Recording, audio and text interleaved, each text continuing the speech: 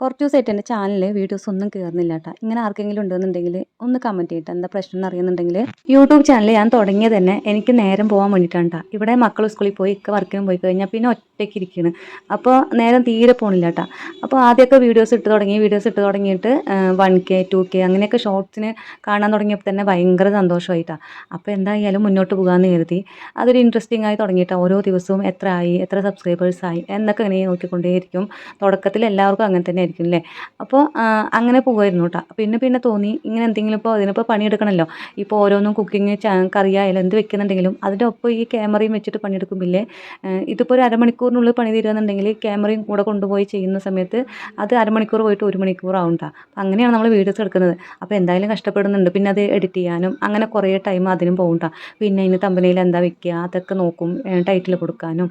അപ്പോൾ അങ്ങനെയൊക്കെ ആയിട്ട് കുറേ സമയം അങ്ങനെ പോകും കേട്ടോ.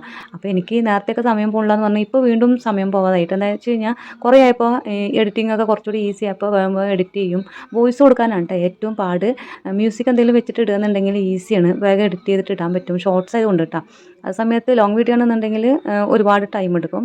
അപ്പോൾ ഷോർട്സ് ആയതുകൊണ്ട് വേഗം എഡിറ്റിംഗ് ചെയ്ത് കഴിയും. പിന്നെ മ്യൂസിക് കൊടുക്കുന്നുണ്ടെങ്കിൽ എളുപ്പമായി.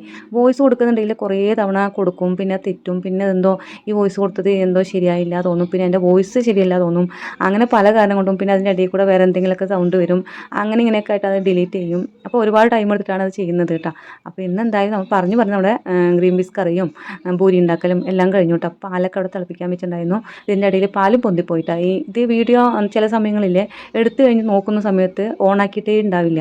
അപ്പോൾ ഭയങ്കര വിഷമം കേട്ടോ. അതായത് തുമ്പും പാലും ഇല്ലാണ്ടാവും. പകുതി വരെ എടുത്തിട്ടുണ്ടാവും, പകുതിക്ക് ഉണ്ടാവില്ല. അപ്പോൾ അങ്ങനെ ചില വീഡിയോസ് ഡിലീറ്റ് ആവും, ഇടാൻ പറ്റാണ്ടാവും.